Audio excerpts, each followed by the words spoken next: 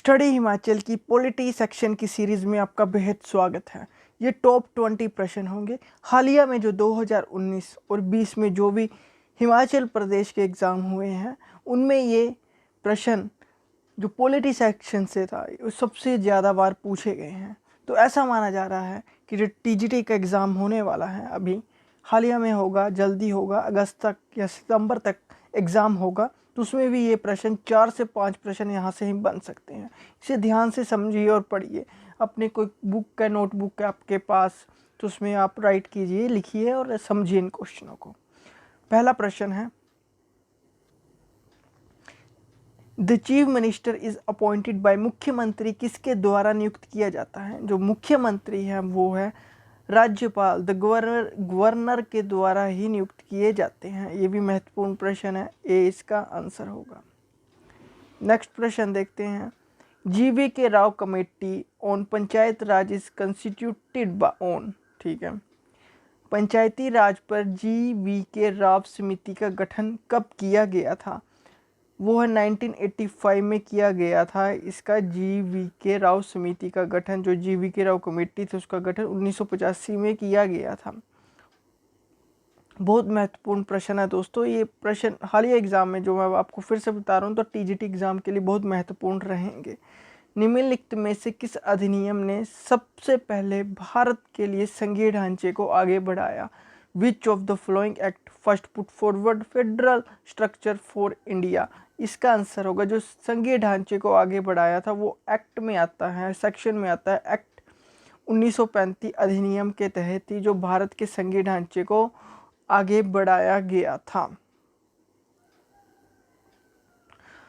अगला है, the system of judicial review in Indian constitution adopted from, जो भारतीय संविधान में न्यायिक समीक्षा की प्रणाली निम्नलिखित देश से अपनाई गई है, वो है बहुत महत्वपूर्ण प्रश्न है, वो है डी, मतलब कि यूनाइटेड स्टेट अमेरिका। अमेरिका से जो भारतीय संविधान की जो न्यायिक समीक्षा है, ठीक है, मतलब इंडियन कॉन्स्टिट्यूशन जो मतलब लोकतंत्र है हमारा, ठीक है, भारत में जो भी संविधान बने हैं वो अडोप्ट किए गए हैं USA से। भारत की संविधान सभा के लिए तहत लागू की गई थी, ठीक है, भारत की जो संविधान सभा है किसके तहत लागू की गई थी? The constituent assembly of India was implemented under, इसका आंसर होगा बी मतलब कि कैबिनेट मिशन योजना, कैबिनेट मिशन प्लान 1946 के तहत ही जो भारत की संविधान सभा लागू की गई थी। वेरी इंपॉर्टेंट प्रश्न है। अगला देखते हैं, निम्नलिखित में से किस देश ने प्रत्यक्ष लोकतंत्र शुरू किया है? Which of the flowing countries had introduced direct democracy? Direct democracy वो स्विट्जरलैंड ने प्रत्यक्ष लोकतंत्र शुरू किया है। किसने? स्विट्जरलैंड ने। भारत के संविधान का निर्मित करते हुए मजबूत केंद्र के साथ संघात्मक व्यवस्था का प्रावधान किस देश के संविधान से उधार लिया गया है? इस क्या बोलने वाला हूँ सुनिए। From the constitution of which country the provision of federation with the strong center was borrowed while forming the constitution of India? इसका आंसर है सी, कनाडा से लिया गया है। अगला है, निम्नलिखित में से कौन संविधान की मसौदा समिति के अध्यक्ष थे? Who among the following was the chairman of the drafting committee of the constitution? इसका आंसर होगा डी, BR अम्बेडकर जी थे। भारत के संविधान को संविधान सभा द्वारा कब अपनाया गया? The constitution of India was adopted by the constitution assembly on, कब अपनाया गया था संविधान को? वो था सी, 26 नवंबर 1949 को ये अपनाया गया था। वेरी इंपॉर्टेंट प्रश्न है, ध्यान रखना। भारत की संविधान सभा के उपाध्यक्ष, ठीक है, भारत की जो संविधान सभा है उसके उपाध्यक्ष के रूप में किसे नियुक्त किया गया है? भारत की जो संविधान सभा है उसके उपाध्यक्ष के रूप में किसे नियुक्त किया गया है, वो है बी मतलब कि एच.सी. मुखर्जी को नियुक्त किया गया था। भारत की संविधान सभा के उपाध्यक्ष के रूप में किसे नियुक्त किया गया था, वो थे एच.सी. मुखर्जी को।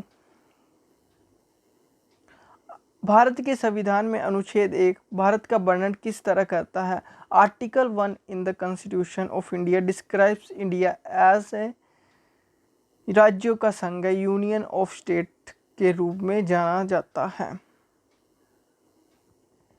निम्नलिखित में से कौन सा अनुच्छेद भारत के राष्ट्रपति के महाभियोग की विधि से संबंधित है, वो है आर्टिकल 61। अनुच्छेद 61 राष्ट्रपति के महाभियोग की विधि से संबंधित है। अगला प्रश्न है, भारतीय राज्य के राज्यपाल किसके द्वारा नियुक्त किए जाते हैं। वो भारतीय राज्य के राज्यपाल हैं, वो है भारत के राष्ट्रपति के द्वारा नियुक्त किए जाते हैं। जो भारत के राज्यपाल होते हैं किसके द्वारा नियुक्त किए जाते हैं, भारत के राष्ट्रपति के द्वारा ही नियुक्त किए जाते हैं। राज्य का उच्चतम कानून अधिकारी कौन होता है। राज्य का जो उच्चतम अधिकारी होता है, कानून अधिकारी कौन है, ठीक है। Who is the highest law officer of the state, वो होता है एडवोकेट जनरल होते हैं, ठीक है। इंपॉर्टेंट है प्रश्न, वेरी इंपॉर्टेंट, फिर से लिख लीजिए। अगला प्रश्न देखते हैं, राज्य विधानमंडल की मंजूरी के बिना राज्यपाल द्वारा जारी एक अध्यादेश 10 अवधि के लिए प्रभावी होगा। इसका आंसर है बी, मतलब 6 हफ्ते के लिए प्रभावी होगा। अगला प्रश्न है, राज्य चुनाव आयोग, ठीक है, राज्य चुनाव आयोग नगर निगम चुनावों को डैश अनुच्छेद के तहत आयोजित, नियंत्रण और पर्यवेक्षण करता है। The state election commission conduct control and supervises municipal election under, इसका आंसर होगा सी, अनुच्छेद 243 के तहत ही होता है। लोकसभा में अध्यक्ष के मत को क्या कहा जाता है। The speakers vote in the Lok Sabha is called, very important प्रश्न है। इसका आंसर है ए, कास्टिंग वोट, ठीक है, कास्टिंग वोट के तहत ही इसे बोला जाता है। Union budget is always, next question है, union budget is always present in first in, जो केंद्रीय बजट होता है हमेशा पहले डैश में प्रस्तुत किया जाता है, वो है लोकसभा में हमेशा सबसे पहले प्रस्तुत किया जाता है। वर्तमान लोकसभा में सीटों का आवंटन निम्नलिखित में से किस जनगणना पर आधारित होता है, वो है ए, 1971 की जनगणना के तहत ही जो लोकसभा में सीटों का आवंटन किया जाता है। अगला प्रश्न है,